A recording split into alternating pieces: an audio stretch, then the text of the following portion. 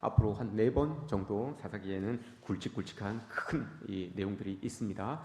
제가 말씀드렸습니다. 한 2년 정도 성경에 나오는 큰 사건들 한 100가지, 200가지 정도를 이렇게 지금 진행해 나가고 있습니다. 그러니 여러분들이 알고 있는 내용들이겠지만 이렇게 필기하시면서 들으시면 더 좋지 않겠나 하는 그런 생각을 해봅니다. 오늘은 사사기입니다. 사사기는 이제 1장은 지파들이 땅을 분배받고 나서 가서 차지하는 내용들입니다. 그러고 나서 이제 2장, 사사기 첫 장부터 보면 좀 가슴 아픈 그런 이 장면을 우리가 대면하게 됩니다. 오늘 마침 또 어린이 주일입니다. 오늘 어린이 주일인데 과연 우리 자녀들에게 우리의 믿음을 어떻게 전수해야 되는지 오늘 본문을 통해서 우리에게 보여주는 것 같습니다. 사사기의 서막이 사사 시대에는 정말 영적인 암흑기구나라는 것을 우리에게 보여줍니다. 어둠이 찾아오는데 이게 서서히 이렇게 찾아오는 것이 아니라 우리 이렇게 예배드리는 이 예배당에 조명이 한 번에 탁 꺼지는 것처럼 그렇게 영적인 암흑기가 훅 이 이스라엘 백성들에게 도래하는 것을 오늘 우리에게 보여주죠. 기준이 7절 말씀입니다. 오늘 우리가 읽은 본문입니다. 본문 7절 말씀을 보시면 여호수아와 그와 동행했던 장로들이 살아있을 동안에는 이스라엘 백성들이 여호와를 잘 섬겼다라고 이렇게 말씀을 합니다. 왜냐하면 이들은 여러분 하나님께서 그들과 지금까지 행하셨던 그 일들을 경험했던 사람들입니다. 그리고 하나님이 행하신 일들을 목격했던, 몸으로 체험했던 사람들이에요.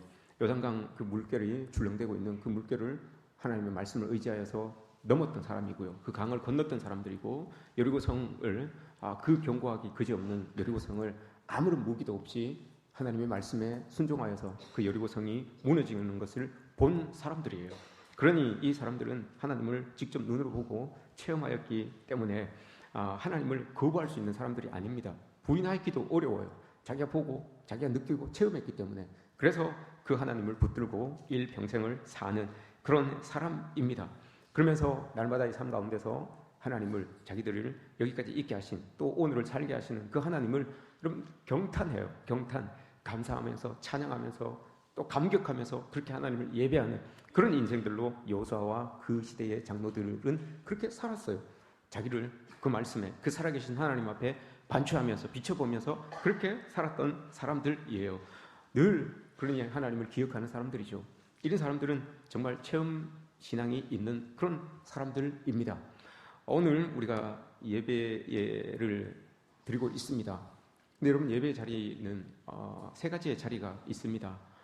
여러분들 한번 자기를 한번 진단해 보시기 바랍니다. 교회에는 3개의 자리가 있습니다. 첫 번째의 자리는 여호수아와 또 그 시대의 장로들처럼 살아계시는 하나님을 확실하게 자기가 체험하고 하나님을 믿는 그 체험 신앙을 가지고 있는 사람들의 자리가 있습니다. 이게 첫 번째 자리고요.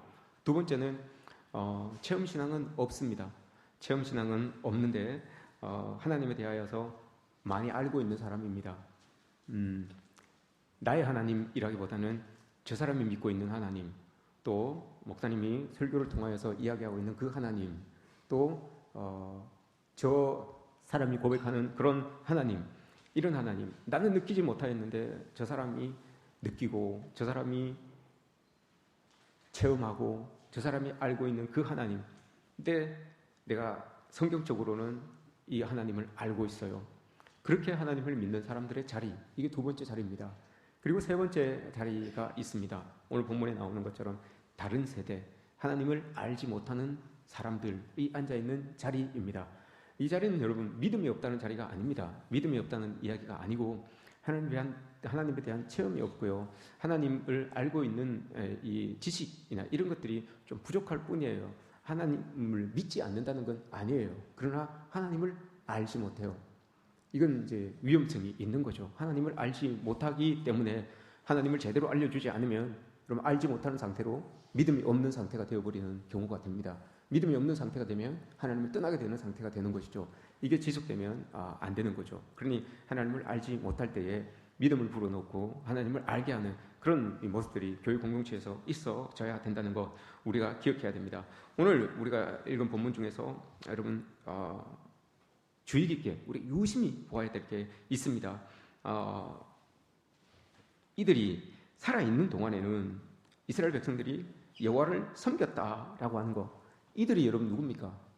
이들이 살아있는 동안에는 여호수아와 체험신앙을 가지고 있었던 사람들이에요. 체험신앙을 가지고 있었던 사람들이 살아있을 동안에는 이스라엘 백성들이, 거기에는 이스라엘 백성이라고 하면 하나님을 알지 못한 사람도 있을 것이고 믿음이 없는 사람도 있을 것이고 하나님을 체험하지 못한 사람들도 있을 것이고 자녀 세대들을 이야기하는 겁니다. 그런 사람들이 있는데 그들 또한 이스라엘이 하나님을 섬기면서 그럼에도 불구하고 내 믿음, 체험신앙은 없음에도 하나님을 경험하지는 못했음에도 믿음이 없는 것 같을지라도 하나님을 섬기며 예배하며 그렇게 지냈다는 거예요. 믿음의 선진들이, 체험신앙을 가지고 있었던 믿음의 선진들이 있을 때에는 그래도 여러분 어떻게든 뭐 코를 꿰어서 예배당에 데리고 왔든지 뭐 어떻게든지 하나님 앞에 나와서 그들이 예배를 드렸다는 거예요. 믿음이 있는, 믿음, 체험신앙이 있는 사람들과 함께 신앙생활을 했다는 거예요.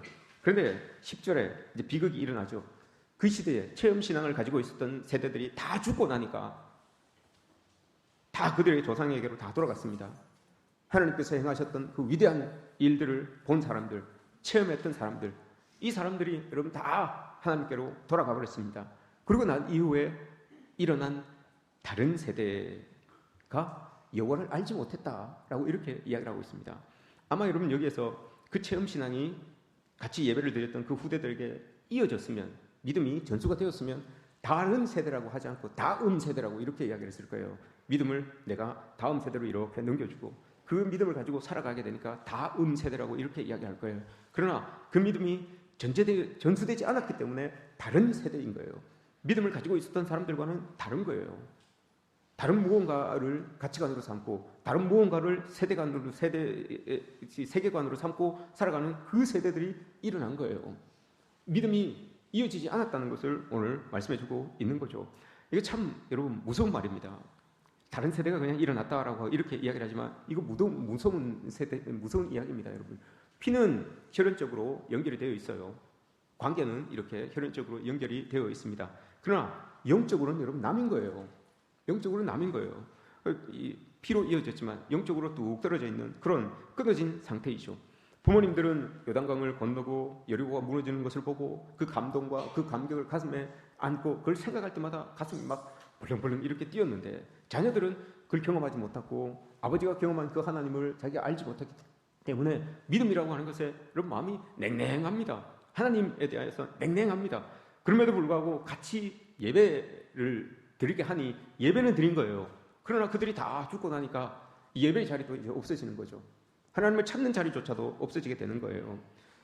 각기 다른 여러분 사람들이 가정에 있다고 하면 여러분 생각을 해보십시오. 나는 믿고 있는데 남편은 믿지 않아요. 남편은 믿는데 아내가 안 믿든지요. 부모님은 믿는데 자녀들이 믿지 않아요. 자녀들은 믿는데 부모님이 믿지 않는 것. 여러분 이게 참 어려운 일이에요. 피는 혈연적으로 연결이 되어 있다니까요, 여러분. 가족이라고 하는 그 관계성에서는 연결이 되어 있어요. 그러나 믿음이라고 하는 이 영적인 부분이 연결되어 있지 않기 때문에 이건 여러분 모든 게 다 다른 거예요. 같이 그냥 한 공간에 있을 뿐이지 모든 게 다 다른 거예요. 예수님을 믿는 사람과 믿지 않는 사람들의 가치관이 여러분 같습니까? 그들이 뭘 중요하게 여기는 것이고 어떤 세상을 어떤 눈으로 바라봐야 되는 그 세계관이 여러분 같습니까? 다릅니다. 하나님을 믿는 사람들의 가치관과 믿지 않는 사람들의 가치관은 달라요. 믿는 나와 믿지 않는 아내가 있다면 여러분 그 가치관이 달라요. 믿는 남편, 믿지 않는 아내가 있으면 그들이 바라보는 세계관은 여러분 달라요. 부모님도 마찬가지입니다. 부모님이 믿고 자녀들이 믿지 않는다면 여러분 그들이 추구하고 있는 가치관 달라요. 말하는 것, 행동하는 것, 생각하는 것 다 다릅니다, 여러분. 이거 엄청난 힘든 일이에요. 같은 공간 안에서 살아가고 있지만 다 다른 거예요. 생각도 다르게 하고 말도 다르게 하고 어떤 사물에 대하여서 판단도 다르게 하고 그 일에 대하여서 행동도 다르게 하고 다 다른 거예요, 여러분. 이런 상황 속에서 살아가는 것이 참 고통스러운 거죠. 이루 말할 수가 없습니다. 세대는 다 흘러가서 어르신들 세대가 다 지나갑니다. 오늘 여호수아서에서 이야기한 것처럼 여러분 평생을 이곳에서 살 수 있는 사람은 없어요. 영원히 살 수 있는 사람들은 없습니다. 다 여러분 하나님께로 다 돌아가야 되는 게 맞습니다. 그런데 그 자리를 이제 믿음의 세대들이, 후대 세대들이 와서 딱 매김해주면 참 좋은데, 그래서 다음 세대가 딱 이렇게 믿음의 대를 이어주면 좋은데 이게 다른 세대가 되면 이제 문제가 되는 거예요. 다른 세대가 되면 이 자리를 매김하지도 않을 뿐더러 엉망이 되는 거죠. 이제 그렇게 되면 우리의 신앙은, 우리의 믿음은 다 끝이 나게 되어 버리는 거예요. 11절, 오늘 우리가 읽지는 않았지만 11절 말씀을 보시면 그분들이 다 돌아가고 난 다음에 이스라엘이, 그래도 여러분 그들이 살아있을 때 하나님께 예배를 드렸던 그 이스라엘이 어떻게 됩니까? 여러분, 여호와의 목전에서 악을 행하고 여호와를 버리고 바알과 아스타롯을 섬겼다라고 이렇게 말합니다. 여호와 앞에 악을 행하고 여호와를 버리고 악을 행하여서 여러분 바알과 아스타롯을 섬겼다라고 이렇게 이야기를 합니다. 하나님의 그 진공 상태, 그것을 여러분 바알과 아스타롯으로 세웁니다. 바알이 여러분 뭐고 아스타롯이 여러분 뭡니까? 바알은 물질을 대표하는 거고요. 아스타롯은 쾌락을 대표하는 것 아닙니까? 하나님이 쏙 빠져 있는 그 공간에다가 여러분 쾌락을 채우고 물질을 채웁니다. 이게 여러분 다른 세대의 특징 아니겠습니까? 하나님을 모르는 세대의 특징은 여러분 물질이 제일 우선이고 내가 추구하는 쾌락이 제일 우선 아닙니까? 이게 이스라엘 백성들에게, 이스라엘 다음 세대들에게 쑥 들어온 거예요. 지난 시간에 여러분 우리가 여호수아 24장을 보면서 거기에서 하나님의 언약의 갱신이 있었잖아요. 언약의 갱신. 우리가 이렇게 하나님의 약속을 받아서 이 땅까지, 하나님의 약속이 이루어지는 이 약속의 땅까지 들어왔습니다. 그러면 하나님의 약속이 끝나야 되는데 끝나는 것이 아니라 우리가 지금 이 땅에 들어와서 이제 여기서 살아가야 되니까 하나님의 약속이 폐기되는 것이 아니라 더 보강시켜서 우리가 하나님의 백성답게 살아봅시다. 그래서 거기에서 언약을 갱신하잖아요. 어떻게 갱신합니까? 우리가 들어온 이 땅은 하나님께서 주신 땅이지만 여전히 패역한 백성들이 많고 패역한 문화가 많으니 이곳에서 우리는 그리스도인답게, 하나님의 백성답게 살아봅시다. 그게 마음에 들지 않으면 여러분들을 선택하십시오. 저 강 건너편에서 여러분들의 조상이 섬겼던 신을 택하든지, 아니면 여러분들이 그렇게 무섭고 떨면서 그렇게 여기고 있는 저 아모리족 속의 신을 섬기든지 택하십시오. 그러나 나와 내 집은 오늘 여호와를 섬기겠습니다. 선택하겠습니다. 라고 이렇게 이야기를 했어요. 그랬더니 이스라엘 백성들이 그럼 우리도 하나님을 섬기겠습니다. 약속하겠습니다. 라고 이렇게 언약의 갱신이 일어난 거예요. 이제 하나님의 언약 백성으로 살아가야 되는 거예요. 믿음지 않으니까 그 백성들이 돌을 가져다가 기념을 세우잖아요. 증거 비를 세우잖아요. 이거 볼 때마다 우리는 생각하는 거야. 우리는 이 땅에서 하나님 섬기면서 하나님 백성답게 살아가는 거야. 돌을 가지고 여러분 본 거예요. 돌을 가지고 딱 새겨놓은 거예요. 그럼 여러분 그 후대들도 그 돌을 볼 때마다 뭐라고 생각하겠습니까? 저 돌이 뭐냐라고 이렇게 물어볼 때 여러분 뭐라고 대답하겠습니까? 저거 옛날에 우리 아버지, 우리 어머니가, 우리 할머니, 할아버지가 이렇게 해서 하나님과 언약을 갱신하여서 이 땅에서 하나님 백성답게 살린다고 다짐한 그 돌이야 라고 이렇게 이야기를 하겠죠. 그렇게 여러분 돌비를 세웠어요. 돌비를 세워놓고 시간이 지났습니다. 그런데 한 세대가 지나고 난 다음에 까맣게 잊어버려요. 돌비는 여전히 서 있겠죠. 돌비는 여전히 서 있었을 거예요. 무너뜨리지 않은 이상은 여전히 서 있었을 거예요. 그럼에도 불구하고 여러분 까맣게 있고 누구 하나 그걸 이야기하지 않습니다. 그러니 다른 세대가 툭 튀어나서 바알과 아스타롯을 섬기게 되는, 하나님 앞에 악을 행하는 그런 백성들로 살아가게 되는 겁니다. 이게 여러분 부모님들 걱정되지 않으십니까? 우리 부모님들 걱정되지 않으십니까? 오늘 어린이날인데 부모님들 참 심각하게 우리는 경각심을 가져야 됩니다. 여러분 믿음이 이어지지 않으면, 우리의 믿음이 여러분 후대들에게 이어지지 않으면 언제든지 우리 자녀들에게 이런 일들이 일어날 수 있다는 것을 오늘 말씀이 보여주잖아요. 한국 교회에서, 우리 교회에서 일어날 수 있는 일이에요. 이건 남의 일이 아니에요. 여러분 여호수아 사사기의 이야기가 아니에요. 오늘날에도 분명히 일어날 수 있는 일이라는 것을 여러분 기억해야 돼요. 제가 이게 교우들 이렇게 관리를 하잖아요. 교족부가 다 있습니다. 여러분들에 대한 교족부가 다 있어요. 오시면 처음 오셔서 등록할 때 받았던 그 교족부, 그것을 제가 이제 업그레이드를 시키죠. 한 해가 지나면 이 사람이 어떻고 제가 가지고 있는 교족부가 있습니다. 괜히 또 목회실에 들어와서 한번 보려고 그러지 마시고 다 있습니다. 신방은 언제 하고, 기도 제목은 뭐고, 자녀들은 어떻고 쭉 있어요. 다 있습니다. 이 당사자의 신앙은 어떻고, 지금 요즘 뭘 생각하는 것 같고, 이런 게 다 있어요. 자녀들에 대한 것도 있고, 기도의 제목도 있고, 다 있습니다. 그런데 이제 그런 분들이 제가 가지고 있는 관리하는 그 교족부가 이제 돌아가신다든지 또 저기 다른 곳으로 떠나신다든지 하면 제가 그 교족부를 정리합니다. 교족부를 정리하면서 참 마음이 아파요. 그걸 이렇게 보면서 참 이 사람이 이런 기도 제목을 가지고 있었구나. 이 사람이 이런 원함이 있었구나. 이런 바람이 있었구나라는 것을 여러분 이렇게 봅니다. 제일 마음 아픈 건 그거예요. 부모님들이 신앙생활을 잘 해요. 아니면 그 전 부모님들이, 어르신들이 믿음 생활을 잘했어요. 그래서 자기도 전 옛날 교족부도, 제가 오기 전 교족부도 있으니까요. 그 옛날 교족부를 이렇게 보면 자기 자녀들도 나처럼 믿음 생활 잘했으면 좋겠다라는 마음으로 자기 교족부에다가 자기 자녀들, 가족 다 적어 놓습니다. 다 적어 놔요. 내 믿음 그대로 이 아이들이, 이 자녀들이 좀 이어받았으면 좋겠다라는 그런 마음이 있지 않겠습니까? 그런데 제가 이렇게 교족부를 이렇게 정리하면서 보면 그 어른들은 이제 다 떠나가셨어요. 그 어른들은 다 떠나가시고 그 후대들, 그 자식대들이 지금 신앙생활을 하고 있는 사람들, 아니면 그 자식의 자식대들과 같이 신앙생활을 하고 있는 사람들이 여러분 우리 교회도 많이 있습니다. 그런 사람들을 이렇게 볼 때 저는 스스로 물어요. 과연 이 아버지 어머니의 신앙보다 우리 자녀들의 신앙이, 이 교족부에 적혀있는 이 자녀들의 신앙이 더 나을까? 아니면 먼저 가신 아버지 어머니의 신앙보다 지금 신앙생활하고 있는 이 어른들이, 이분들이 신앙생활을 더 잘하고 있는가? 믿음이 더 좋은가? 여러분 이런 생각을 해봐요. 아닌 것 같아요. 제가 봤을 때는. 교족부를 보면 여러분 이 여호수아와 사사기 시대의 이 시대상이 그 교족부 한 장짜리 교족부 안에 다 들어와 있어요. 다 있어요.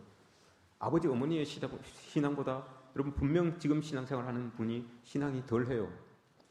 덜한 것뿐이 아니라 이 지금 신앙생활하고 있는 이분들의 자녀들은 여러분 세례도 받지 않았어요. 교회도 다니지 않아요.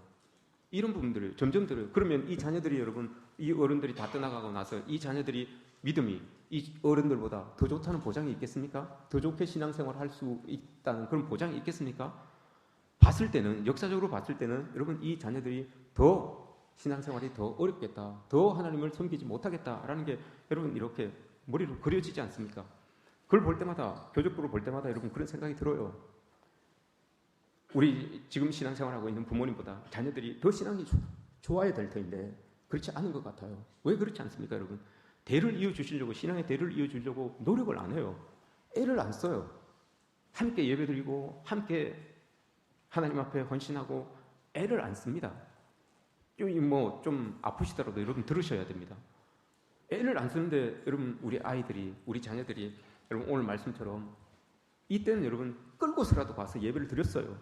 끌고서라도 와서 예배를 드리니까 그들이 살아있을 동안은 하나님을 예배해요. 그런데 그들이 다 돌아가고 나니까 이제 자기 신앙 자기가 지켜야 되니까 그때 믿음이 전수되지 않았기 때문에, 끌고 가서 믿음을 전수시켜줘야 했는데 전수되지 않았기 때문에 다 떠나가는 거예요. 내 편한 대로 바알 섬기고 내 원하는 대로 아스타로 섬기고 이렇게 되는 거예요. 이게 여러분 교족부 한 장짜리 그 교족부 안에 다 들어있어요.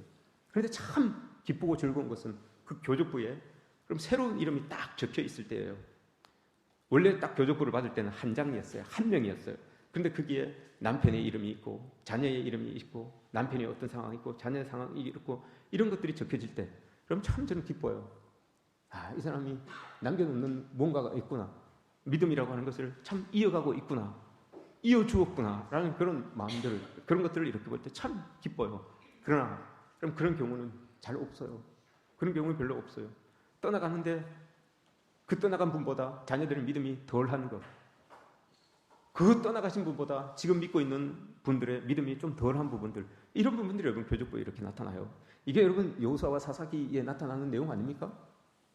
이런 부분들이 우리에게 있습니다.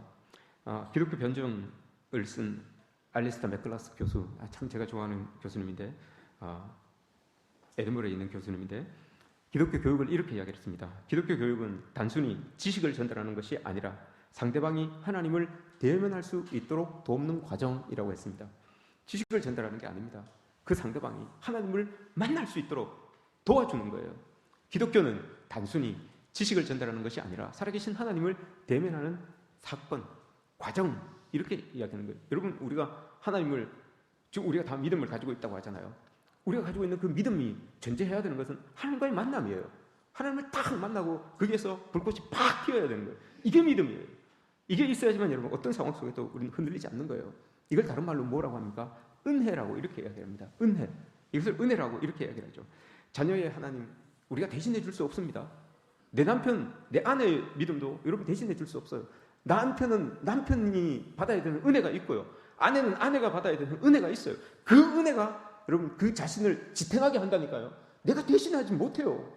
내가 대신해 줄 수 있으면 여러분 얼마나 좋겠습니까? 근데 그게 안 되는 거예요. 다만 대신해 줄 수 있는 것은 그가 하나님을 대면할 수 있도록 계속해서 기회를 제공하는 거예요. 계속해서 환경을 만들어주는 거예요. 우리 자녀들에게 여러분 우리가 환경을 만들어줘야 되는 거 아닙니까? 일주일을 여러분 시간으로 따지면 168시간이에요. 168시간 동안 우리 아이들이 교회에 나오는 시간이 몇 시간이 되겠습니까 여러분? 1시간, 2시간 정도잖아요. 대부분 학교 과정에서 보내요. 그러면 그 많은 시간을 부모님과 선생님과 함께 지내는데 부모님들이 그들을 지도해 주지 않으면 믿음을 어디서 배웁니까? 이 교회 안에서 1시간 안에 여러분 2시간 안에 그 믿음을 배우겠습니까? 부모님들이 그거 보여줘야 되는 거죠. 체험신앙. 부모님들이 가지고 있는 그 체험신앙을 보여줘야 되는 거예요. 부모님들이 우리 부모님을 볼 때 여러분 우리 부모님들이 참 살아계신 하나님을 믿고 있는 분들이구나. 하나님께서 우리 부모님들을 도와주시는 그런 하나님이구나. 그러면 이게 우리 자녀들을 통하여서 고백되어지면 믿지 말라고 해도 우리 자녀들이 여러분 하나님 믿을 겁니다. 그런데 우리 부모들에게서 이런 체험신앙이 잘 안 보이니까 우리 아이들이 긴가민가한 거 아닙니까? 이럴 때는 하나님 믿는 사람 같은데 또 이럴 때는 하나님 안 믿는 우리 부모님 같아요. 시험 못 쳤다고 딱딱할 때 보면 하나님을 안 믿는 사람처럼 그렇게 느껴져요. 평소에는 시험 안 칠 때는 그래 건강하게만 잘하다오 열심히만 잘하다고 바르게 그렇게만 크다오 하는데 시험 쳐서 많이 틀렸어요. 그러면 이게 시험이냐고 그러면서 하나님이 살았는지 죽었는지 막 뻑가제끼면 여러분 애들이 헷갈려요. 여러분 헷갈려. 난 어느 하나님을 믿어야 되는 거야 이런단 말입니다. 그러니 너무 잡지 마세요. 애들 자기도 시험 잘 못 쳤으면서 학교 다닐 때 뭘 자꾸 애들을 자꾸 닥달합니까? 그러지 마시고 믿음으로 시험을 잘 떴든지 못 떴든지 여러분 붙들고 기도해 주세요. 붙들고 기도하세요. 하나님 이놈의 새끼가 누굴 닮았는지 공부도 못하고 그래도 어떡합니까? 하나님 은혜 주셔서 다음에는 100점 맞을 줄 믿습니 이렇게 기도해야지 뭐 어떡합니까? 하나님 지혜 주셔서 그렇게 해야죠. 근데 이렇게 해야지 돼요. 근데 우리가 믿음으로 살면서 하나님의 은혜라고 하는 것 이거 체험신앙이 여러분 은혜잖아요. 근데 은혜라고 하는 것 이게 여러분 우리에게 먼저 있어야 되는데 여러분 우리가 신앙생활을 하면서 이 방향을 조금 잘못 잡으시는 분들이 있어요. 뭐냐면 하나님 말씀을 듣고 설교 말씀을 듣고 하나님 말씀을 묵상하면서 여러분 좋은 말씀으로 듣고 좋은 말씀으로 묵상을 합니다. 그럼 좋은 말씀을 묵상하고 좋은 말씀을 듣고 나서 여러분 다짐을 하죠. 여러분들이 다짐을 합니다. 뭘 다짐합니까 여러분? 다짐할 때 대부분 여러분 10중 8구는 내가 윤리도덕적으로 하나님 말씀에 맞게끔 이렇게 살아야 되겠다. 이런 윤리도덕적인 여러분 다짐을 합니다. 윤리도덕적인 결단을 합니다. 하나님의 말씀은 여러분 윤리도덕적인 결단을 하라고 내리시는 말씀이 아니에요. 하나님의 말씀은 여러분 우리 정말 하나님 앞에서 어찌할 수 없는 그런 사람들, 이런 사람들이 무력한 이 인간을 살려내는 게 하나님의 말씀이에요.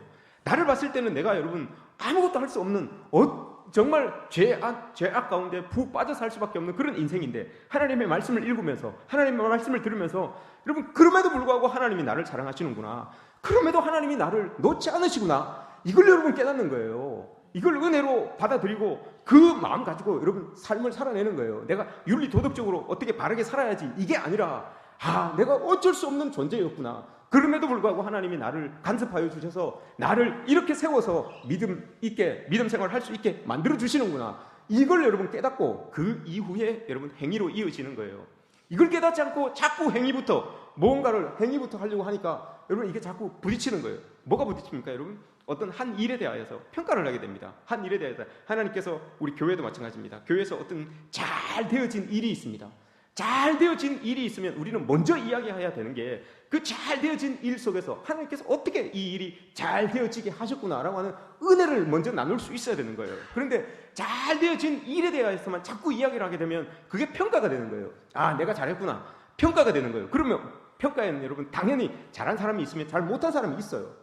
분명히 그게 만족하지 못하는 조금 따라오지 못한 사람들이 있어요. 그러면 그게 평가가 되는 거예요. 그럼 정죄가 되는 것이고 지적이 되는 거예요. 이렇게 되면 나만 드러나는 거죠. 일 잘하게 했던 그 일을 했던 나만 드러나게 되는 거예요.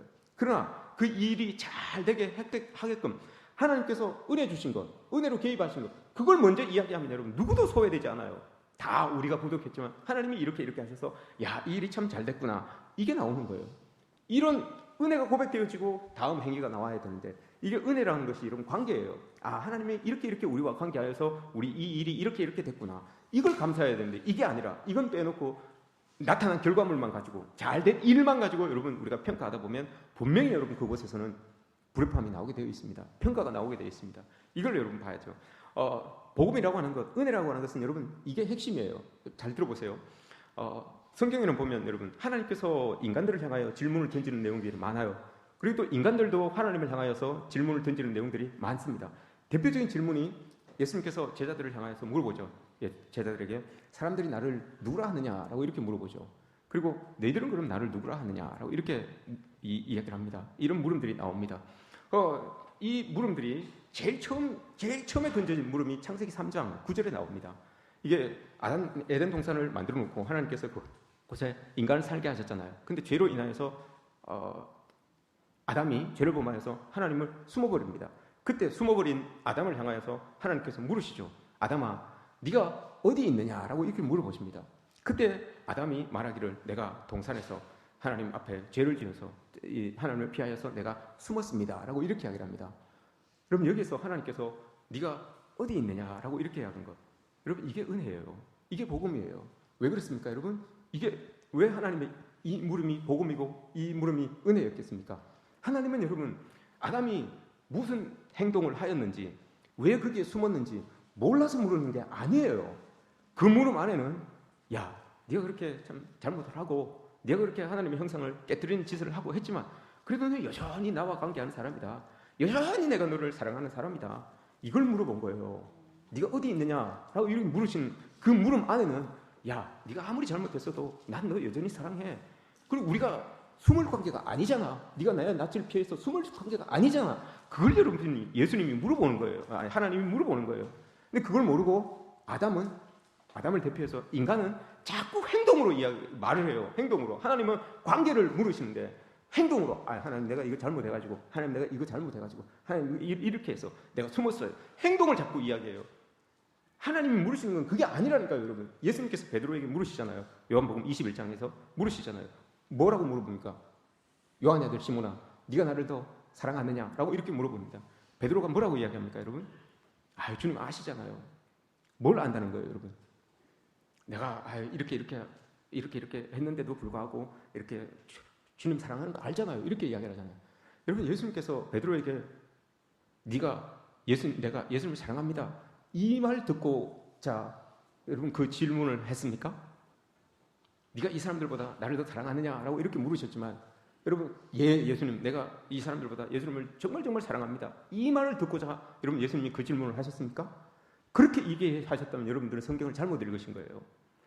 거기에서 여러분 예수님이 베드로에게 질문한 그 질문의 내용은 그거예요. 베드로야, 네가 아무리 허물이 많고 아무리 그렇게 나를 배신하고 떠나고 잘못하고 그렇게 했어도 나는 여전히 너와 관계하고 있는 사람이야. 나는 여전히 너를 하나님의 백성으로 품고 있는 사람이야. 이걸 물어본 거예요. 베드로가 그래서 그걸 알고 대답하기를 원했던 거예요. 근데 베드로가 뭐라고 합니까? 행동으로 이야기하잖아요. 행위로 이야기하잖아요. 하나님, 제가 이렇게 했지만 하나님 더 사랑하는 거 알잖아요. 행위로 자꾸 이야기를 해요. 은혜를 빼놓고 행위를 자꾸 이야기하니까 여러분 자꾸 우리는 은혜 없을 때는 우리의 행위만을 자꾸 드러내려고 해요. 그럼 결국은 그게 자기 의가 되는 거예요. 아니면 자기 의가 없으면 좌절감이 빠져요. 죄의식에 빠져버려서 하나님을 여러분 등지게 되는 그런 일들이 일어나게 되는 거예요. 하나님은 그걸 위하여서 베드로에게 물어본 게 아니에요. 예수님은 이걸 제일 잘 알았던 사람이 사도 바울이었어요. 여러분, 사도 바울은 자기가 쓴 서신이 13개잖아요. 그 서신에다가 제일 처음에 인사를 할 때 13개 서신에다가 빼놓지 않고 한 인사가 있어요. 은혜와 평강이, 그리스도의 은혜와 평강이 너희에게 있을지어다.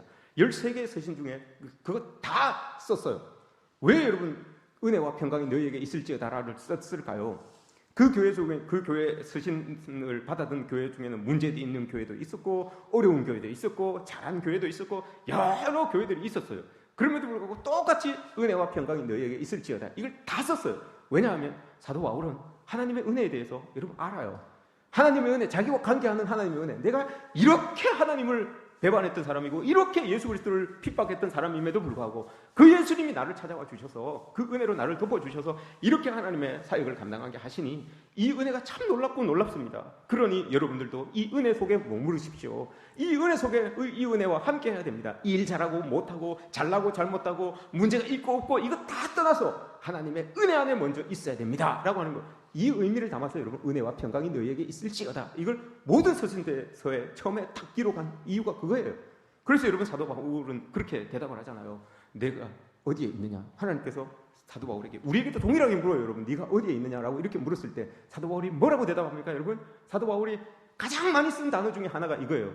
그리스도 예수 안에서, 그리스도 예수 안에서, 하나님 나는 그리스도 예수 안에 있습니다, 이걸 이야기하는 거예요. 이게 은혜예요. 여러분 사도 바울은 이걸 고백해봤기 때문에, 경험해봤기 때문에 이걸 알아요. 그래서 자기는 물을 때 네가 어디 있느냐, 실수를 했을 때도 잘했을 때도 감옥에 갇혔을 때도 어떻게 했을 때도 이 물음에 늘 똑같이 내가 그리스도 예수 안에서, 그리스도 예수 안에서라고 이렇게 이야기를 합니다. 이게 은혜라는 거예요. 이걸 우리 모두가 가지고 있어야 되는 것이고 또 그렇게 살아가야 되는 것 아니겠습니까? 그리스도 예수 안에서. 그럼 우리 여러분들에게 묻습니다. 여러분 어디 있습니까? 여러분들이 앉은 자리는 제가 아침에 좀 전에 이야기했던 세 자리 중에 여러분 어디입니까? 괜찮습니다. 여러분 첫 번째 자리도 괜찮고 두 번째 자리도 괜찮고 세 번째 자리도 괜찮습니다. 그러나 이 질문, 네가 어디 있느냐라고 하는 이 질문 안에는 여러분 답하셔야 됩니다. 그리스도 예수 안에 있습니다 라고 하는 것, 이게 여러분 그리스도 예수 은혜 안에 있습니다 라는 말과 동일한 말이에요. 이게 우리에게 있어져야 되는 거죠. 그런데 이게 이스라엘 백성들에게는 없었던 거예요. 다른 세대에는 여러분 이게 없었던 거예요. 그리스도 예수 안에, 하나님 안에 없기 때문에 여러분 그 빈 공간을, 안에 없는 그 빈 공간을 바알과 아스타로스를 가지고 그곳을 채운 거죠. 그러니 여러분 그 채움이 어떻게 되는 겁니까? 고통으로 돼요. 15절 오늘 읽진 않았지만 여러분 15절 보세요. 그들의 괴로움이 심하였더라. 자기들이 원해서 바알을 선택하였고 자기들이 원하여 아스타롯 쾌락을 선택하였습니다. 그러나 그 결말은 괴로움이 더 심하여졌더라 라고 이렇게 말합니다. 우상은 여러분 하나님보다 더 신뢰하고 하나님보다 더 즐거워하는 것, 이 모든 것들을 이야기합니다. 그 다른 세대들이 하나님 이외의 물질과 쾌락을 따랐습니다. 그런데 이것들이 즐거움으로 의지로 삼았지만 이것들이 오히려 더 괴롭게 만드는 그런 일들로 나타난 거예요. 이스라엘 백성들이 우상 숭배를 하여서 하나님께 징계를 받습니다. 그리고 나서 포로 생활을 하게 되죠. 포로 생활을 하고 있는 이스라엘 백성들을 향하여서 예수님께서 에스겔 선지자를 통하여서 환상을 보여주십니다. 에스겔 37장에 마른 뼈 환상을 이렇게 보여줘요. 왜 여러분 마른 뼈를 보여주셨을까요? 하나님을 떠나서 우상 숭배한 사람들의 결과가 이런 거라는 거예요. 생기도 없고 소망도 없는 마른 뼈예요. 마른 뼈와도 같은 그 모습을 보여주는 거예요. 하나님의 빈 공간에 우상을 섬긴 사람들, 물질을 채우고 쾌락을 채운 사람들의 모습이 마른 뼈의 모습이에요. 이게 이스라엘 백성들의 모습이었던 거예요. 그럼에도 불구하고 여러분 하나님께서는 이 마른 뼈를 소생시켜 주시잖아요. 사사기의 구조가 여러분 어떻게 되어 있습니까? 사사기는 이거 4개만 알면 여러분 알아요. 지금 없잖아요. 하나님이 떠나고 나서 이 사람들이 죄를 짓잖아요. 죄를, 하나님이 없으니까 이 사람들이 죄를 짓습니다.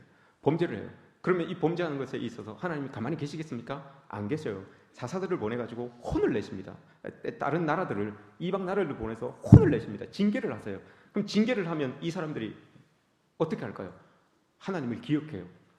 그때 그 돌비 있겠죠. 그 돌비를 보고 하나님이 그때 그랬는데, 그래서 하나님 앞에 회개를 합니다. 그럼 하나님이, 여러분 회개를 하면 하나님이 들어주실까요? 안 들어주실까요? 회개를 하는데 들어주시죠. 들어주셔서 사사를 보내는 거예요. 사사를 보내서 그 어려움을 줬던 이방 민족들을 물리치게 하는 거예요. 물리쳐서 다 이제 평안해지죠. 평안해지면 인간의 본성상 어떻게 될까요? 또 죄를 지어요. 또 죄를 지어요. 그러면 하나님께서 어떻게 할까요? 징계를 하시죠. 또 징계를 하시죠. 이방 민족을 보내서 또 징계를 하십니다. 징계를 당하면 이 백성들은 어떻게 한다고요? 회개를 해야죠. 회개해야죠. 그러면 하나님은 어떻게 하신다고요? 들어주셔서 또 사사를 보내서 정리를 해주십니다. 그러면 또 편안하면 백성들은 또 어떻게 된다고요? 죄를 짓죠. 요게 여러분 사사기에 12번이 반복됩니다. 12번이. 그래서 사사기에 사사가 12명이 나오는 거예요. 근데 여러분 12 하면 생각나는 게 딱 떠오르는 게 뭐가 있습니까? 제가 수요일 날 이야기했잖아요.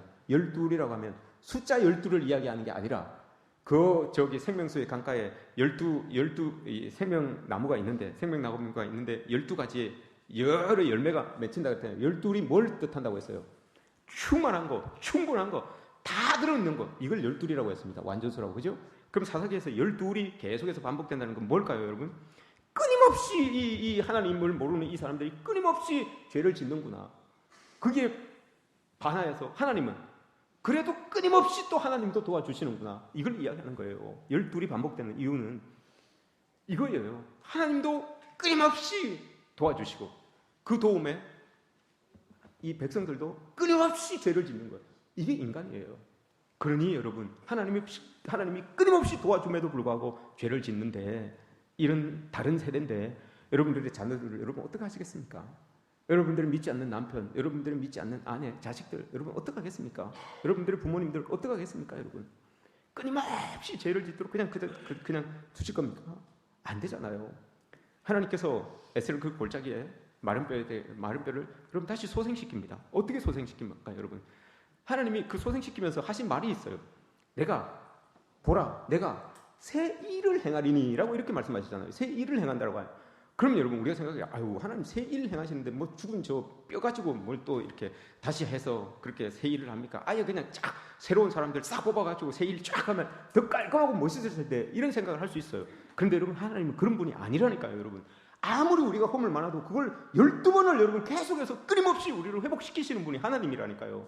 그래서 그 에스겔 골짜기에 있는 그 마른 뼈를 여러분 다시 소생시키는 거예요. 우리가 허물이 많아도, 우리가 실패해도, 수치스러운 과거가 있어도 그걸 다시 여러분 하나님께서는 되살리셔서 재창조하셔가지고 우리를 사용하시는 거예요. 우리가 허물이 없어서 여러분 하나님께서 우리를 사용하시는 줄 압니까? 우리가 허물이 없어서 제가 여러분 완벽하여서 하나님 목사로 이렇게 세우신 것 같습니까? 여러분들 장로님으로, 안주집사님으로, 권사님으로, 여러분 우리 교회 성도님으로 세우신 것 같습니까? 아니에요, 여러분. 우리가 허물이 아무리 많아도 하나님은 끊임없이 우리에게 은혜를 베푸시는 분이에요. 그 은혜 때문에 여러분 우리가 이 자리에 서 있는 거예요.